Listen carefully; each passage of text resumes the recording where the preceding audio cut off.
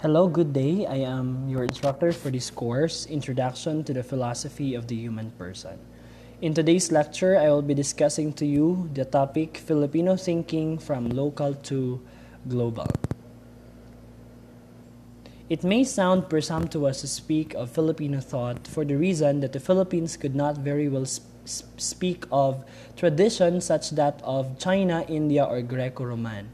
Yet, for the Filipino, there has to be Filipino thought or none at all.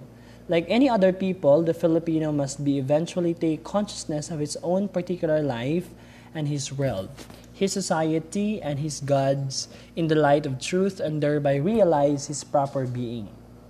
Filipinos do have their own philosophy. We have our own philosophy. And if we are going to talk about Filipino philosophy, we'll be discussing three dimensions, diba? These three dimensions are the following. Loob, holistic, and interior dimensions of the Filipino values. Filipino philosophy of time, and bahala na attitude. Okay, the first dimension is all about loob or holistic and interior dimensions. Kagandahang loob, kabutihang loob, or kalooban, these are Filipino qualities that show care, sharing of oneself to others.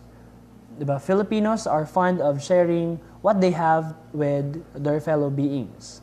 For Mercado 1992, interiority manifests itself in freedom. Loob puts one in touch with his fellow beings.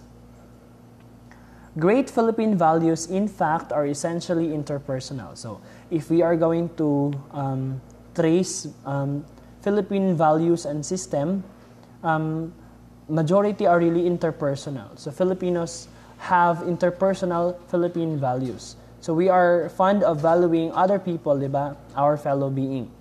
The use of intermediaries or go-betweens, the values of loyalty, hospitality, pakikisama, and respect to authority are such values that relate to persons as Filipinos, diba? Filipinos really value loyalty. We value hospitality, diba? If we have visitors, we are hospitable enough, diba, to entertain them. We have also the value of camaraderie and high respect to authority.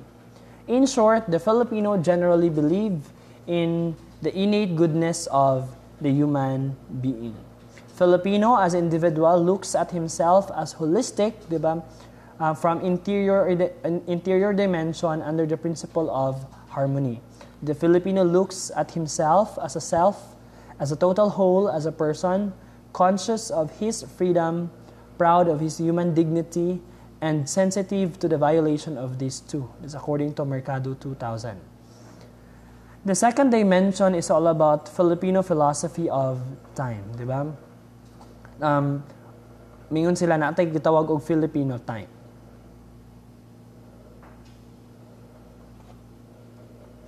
Okay, moreover, the Filipino, whether Ilocano, or Kapampangan, we have the same belief as to, we have the same thought as to time, diba? We have the same value of time. We value time the same. There is a saying called, a human being is like a bird who flies up and goes down. This proves that he believes in the gulong ng palad, or literally known as wheel of fortune, and hence looks at life as a series of ups and downs. Filipinos really believe with what we call the wheel of fortune. Diba? Life is like a wheel, diba? It involves a series of ups and downs. This philosophy of life makes the Filipino an unmitigated optimist. So, Filipinos are really optimistic. When the wheel of life is on a downtrend, he looks to the future with hope because life's wheel cannot stay down forever. When one weeps, one will surely smile.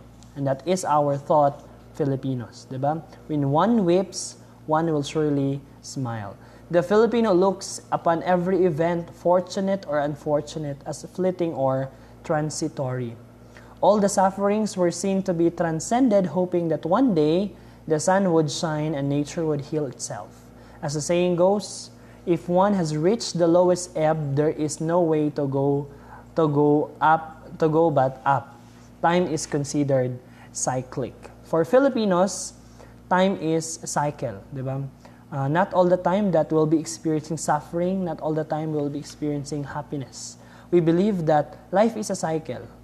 And these sufferings that we've experienced will soon to be healed, di ba? And then life is a series of up and down, di ba? Ang buhay ay parang gulong. Minsan nasa ilalim, minsan nasa ibabaw. Life may be sorrowful, but precisely because suffering is ultimately salutary, there is hope beyond suffering. That is our mindset, Filipinos. We may experience floods, earthquakes, EDSA revolutions, continuous poverty. All these were seen to be transcended, hoping that one day the sun would shine and nature would heal itself. Also, talking with the philosophy of time, is Filipino time always delayed in the committed time of arrival? So, naingon sila, Filipino time is always delayed.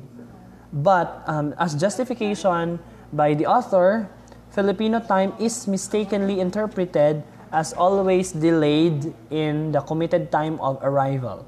This notion can be misleading since Filipino farmers are early risers to go to their field and waste no time for work.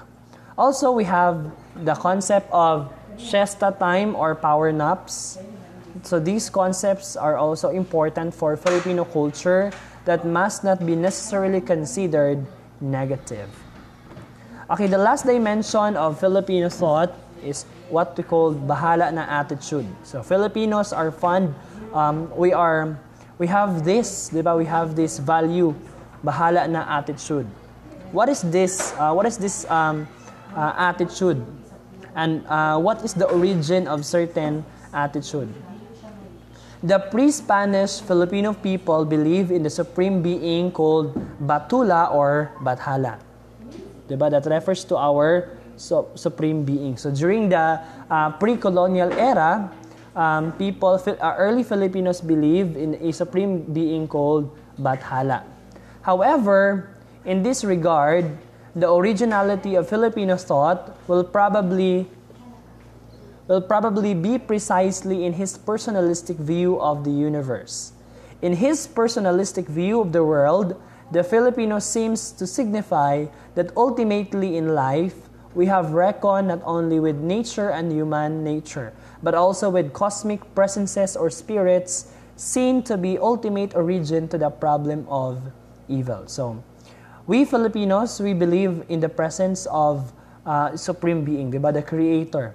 Also, we believe that even early Filipinos, they believe that human nature possess we have also, aside from the human nature, diba? The human nature, our nature, these are created by a certain supreme or powerful being. And then there are cosmic presences or spirits that considered to be the origin of the problem of evil. Bathala is not impersonal entity, but rather a personal being that keeps the balance of the universe. So we believe that there is Bathala. That is for the term Bathala was first used by a pre-Spanish Filipino, diba? Bathala is not an impersonal entity, but rather a personal being who is responsible of keeping the balance of the universe. Unlike the Indian and the Chinese, a human being can forge some personal relationship with his deity because Bathala is endowed with personality. The Filipino puts his entire trust in this Bathala who has evolved into the Christian God. Diba? The Filipino subconsciously accepts the bahala na attitude as part of life. What is this bahala na attitude? When you say bahala na, it means, or it literally means, to leave everything to God, who bathala in vernacular. So Filipinos are fond of using bahala na or having this bahala na attitude, di ba? We have this attitude. We always leave everything to God, di ba? The bahala na philosophy puts complete trust in the divine providence. It contains the element of resignation. Thus, the Filipino accept beforehand whatever the outcome of his problem might be. Basta bahala na, di ba? Bahala na. Si Lord na ang bahala. That is our mindset in everything that, or in every action that we make. Bahala na comes what may, nonetheless, is one of the most outstanding Filipino virtues. It is in one aspect perceived as courage to take risks, di ba? Filipinos are risk takers because of this bahala na attitude. For instance, it could be accounted that not only poverty but also because of bahala na, why millions of Filipinos are working abroad in complicated and high-risk environment and places. In general class, Filipinos are really risk takers. We are risk takers. One proof is that having our OFW or overseas Filipino workers, di ba? There are many OFWs are risking working abroad regardless that of their distance with their families. Because of this bahala na virtue or attitude, Filipinos are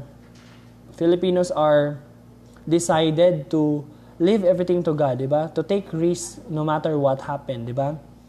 From war-torn to besieged countries, Filipinos will risk their lives just to be able to support their families back home. Bahala na, on the other hand, is also seen as fatalistic, sort of leaving everything to God or to chance, such is the uncertainty of life. On the other hand, fatalism is universal. The will of God, or Allah, Tao for the Chinese, Rata to the Indians, and faith in Buddhism, all signify in one way or another fatalism. Okay, next topic class is all about Filipino thought and values, positive and negative aspects. So, earlier, I made mention that Filipinos have their own philosophy, diba? We have our own Filipino thought, we have our own value system. Also, these values that we have can be described negatively and positive. So we have positive and negative Filipino values. So daghan taog values, parts atong value system. It is believed, however, that the Philippine values and system, in line with Filipino philosophy, are in dire need to be used as positive motivation. Beyond his family group, the Filipino sees himself belonging to a small primary group in a dyadic, diba, or a nuclear family, diba, simple family, pero a medical fashion. So mostly of the Filipinos have or belong to a primary group or dyadic family.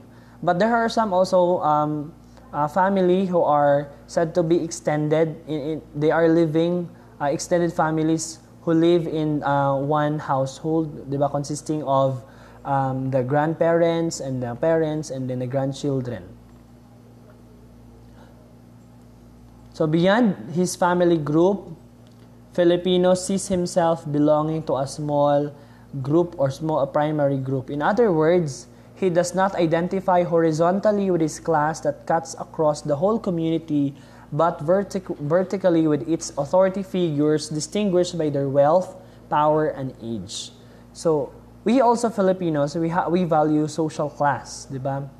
In our society, we have this what we call social class. Diba? Even in the pre-colonial era until this time, there is really what we call social class. Diba? The noble, the freemen, and then the slaves. Diba?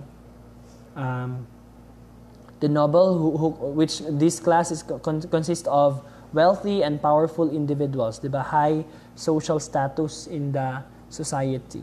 We have also the free men. Next is that is what we call the middle class, and then the slaves, the slaves, and the serfs.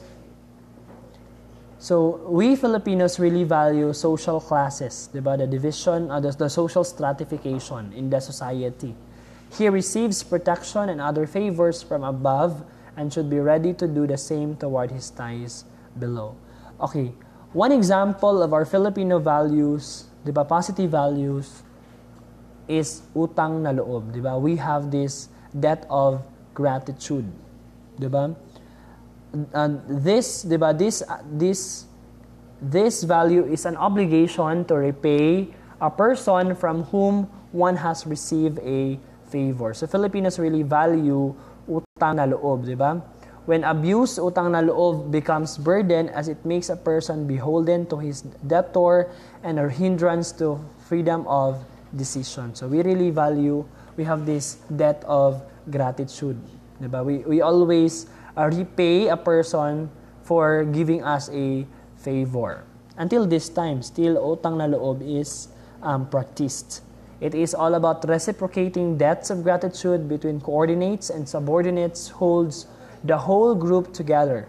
Superordinate and subordinate. This Filipino value is called utang na loob, diba? We acknowledge help from others. At the same time, we held social responsible of the help given by other people, and then we tend to repay, di ba? Ma-feel nato nga natay obligation to repay such help from others, di ba? Through extending or paying a person from whom one has received a favor. However, as we consider our duty, it should not be bounded by utang na loob. Pero if we are going to trace, diba, if we are going to analyze further our duty as individuals, it should not be bounded. It should not be bounded by utang na loob in debt or debt of gratitude, but to help, diba, our duty as individuals is to help to uplift the life of not only of one's family, diba, but also of others as well. So, pero kaya nga sa atong Filipino values and system naanda na nato nga we really value utang na loob, obligation nato siya, diba, to pay back a person who has given us a favor. But if we are going to analyze it deeply, our duty as individuals should not be bounded by utang na loob. But our duty is to uplift the life of others, to uplift the life of our own family and of others as well. The Filipino gives great value to endurance and hard work also as means to economic self-sufficiency. This self-sufficiency refers not to individual self, but to the family to which one owes a special debt of gratitude for having brought him life and nurtured him. Aside from utang na loob, aside from valuing hard work and endurance, diba, we also value bayanihan system. Bayanihan is another moving spirit of the Filipino people. Deep down in the Filipino psyche, there exists the belief that whatever good one has done will redound to one's benefit because of Supreme Judge will dispense just compensation whether in this life or in the next, diba? In this life or in the next life.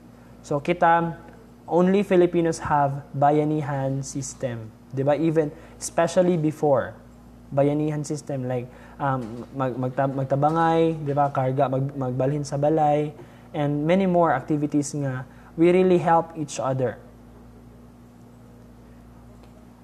In short, despite the Western imposition of dualism, Filipino philosophy should continue to strive for harmony with nature and the absolute, diba?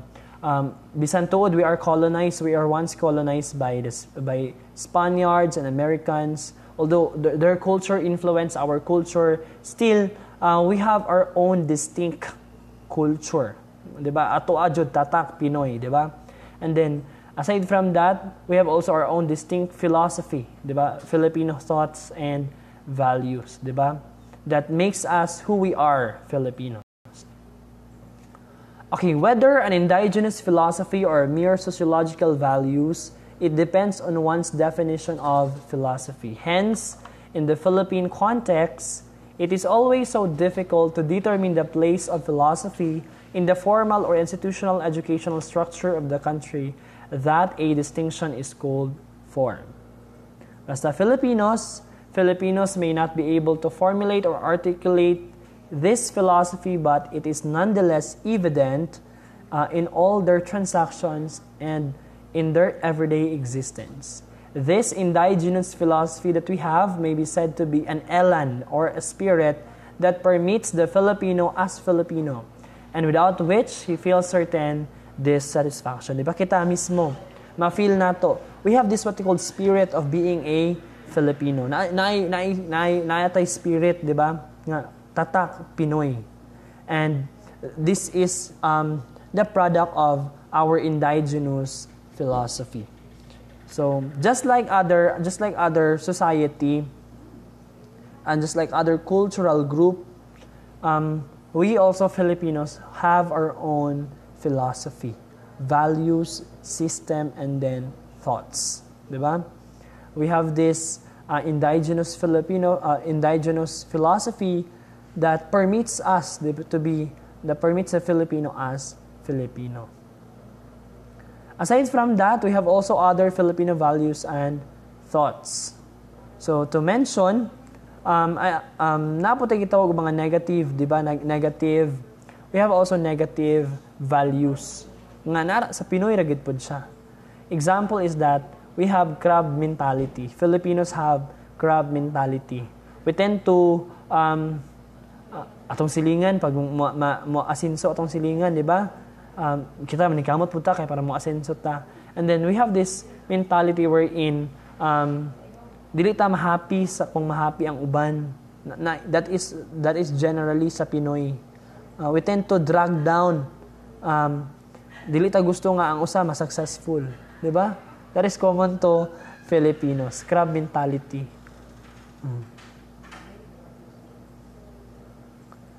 Aside from crab mentality, napatay o other negative values, corruption, di ba? Filipinos are, especially majority of the Filipino politicians are corrupt, di ba? Or in a simple way or in pangmalakihan, there is really corruption. I hope that certain values will be changed, diba? Ma-change na to na siya. Others, aside from those mentioned, wala na, daghan pa. So you have to do your own research. In line with this indigenous philosophy, in the East, diba, there was a consensus, diba? There was a consensus that Asia, being the seat of the world's oldest civilization, does have philosophical character all on its own, but it will not surface unless local philosophers dig to the roots of their own indigenous culture. There is a challenge, diba? The nationalist challenge, especially in Asian countries. The nationalist challenge is still relevant today.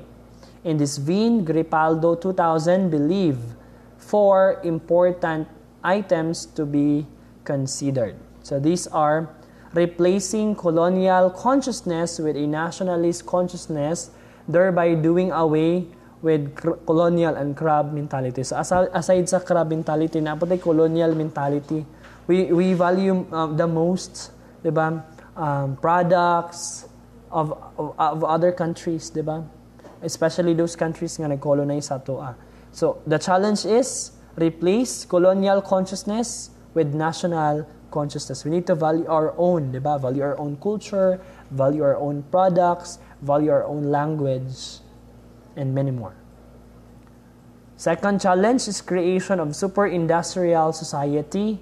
Third, utilization of education as the means of realizing the image of the future as super-industrial society. And the fourth is choosing not just for oneself, but for all humanity, for the nation as a whole.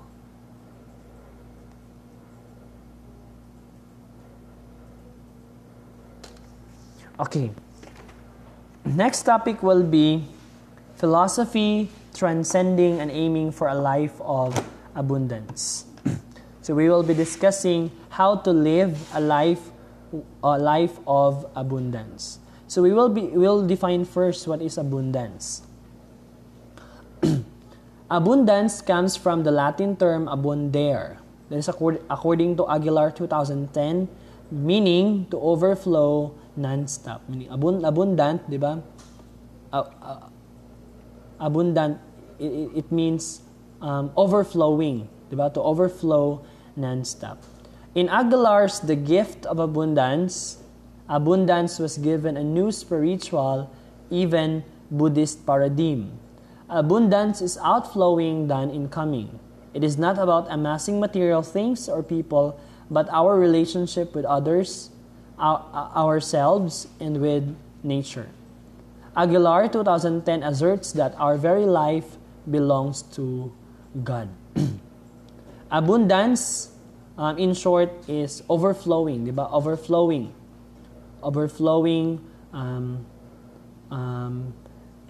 It is in the definition of Aguilar in his book The Gift of Abundance, it is not about amassing material things.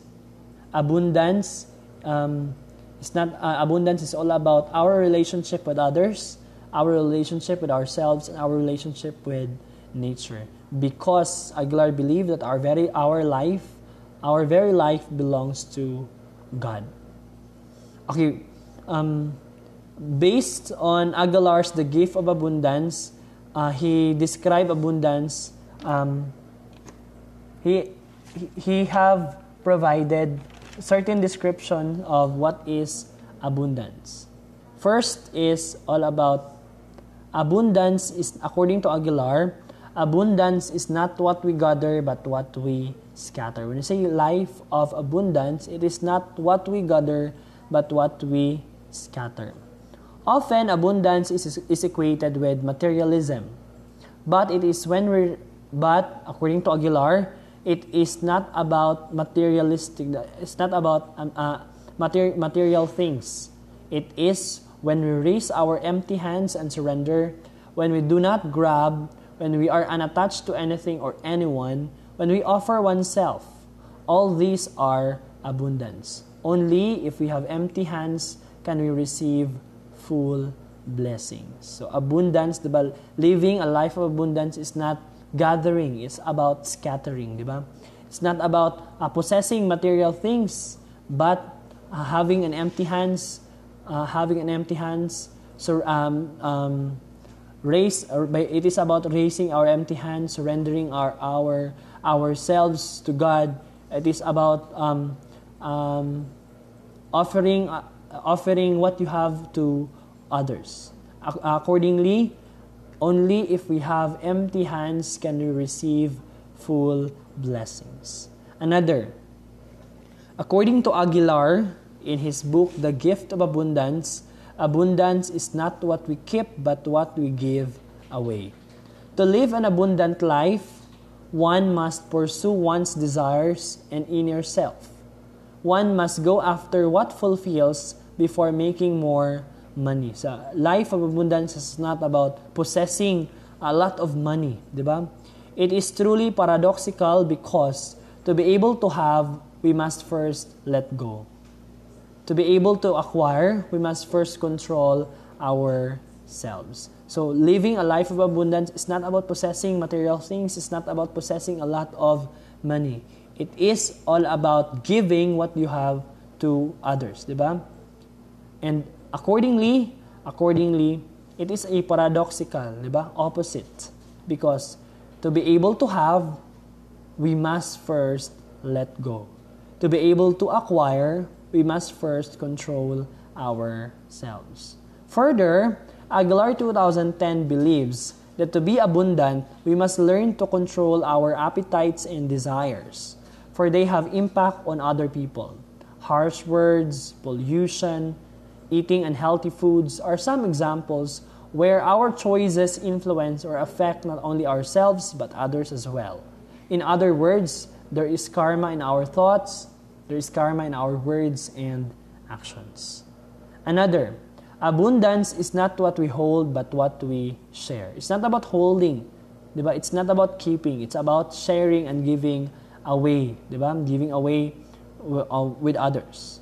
Undoubtedly, money counts in our globalized society, diba? It is very hard to live without money. You cannot survive. So, money counts. However, Aguilar 2010 reminds us that money should not matter much, for every moment is a blessing. Even if one does not have money, abundance comes to the one who has money and heart, money and values, money and relationship, money and deeper happiness. Diba? Unsa man nang kagwarta and you don't have a heart of helping others. Diba? You don't have values. You don't have good relationship with others. And thereby, you don't have deeper happiness. Sa to, according to Aguilar, abundance is not about holding money, diba? For every moment is a blessing even if one does not have money. Abundance comes to the person who has money and heart, money and values, money and relationship, and money and deeper happiness. Aguilar claimed that abundance is more than our ambitions. There are more precious things such as people that matter. So, please, diba? Please, we must really, I encourage everyone to value your fellow men, diba? Value your family, value your loved ones, value your friends, not just valuing money. So there are more precious things that we need to value aside from money. Next, abundance is a choice. It is really a choice, diba? To live a life of abundant life is really a choice. It is your choice, diba? If you want to live a life of abundance. In pursuing your dreams, there are people who can be negative regarding your efforts and successes, diba? Ang dami dyan, mga negative na tao. As what I made mention kanina, there are really, Filipinos are really, we have this crab mentality. There are really negative people regarding your efforts, regarding your successes. Negative thoughts, negative emotions, and negative people should be avoided. Sa to, in pursuing your dreams, I know there are people who can be negative regarding your efforts and successes. Negative thoughts, negative emotions, and negative people should be avoided. As we aspire for our dreams, we should try our best to be positive in our thoughts, motives, and efforts.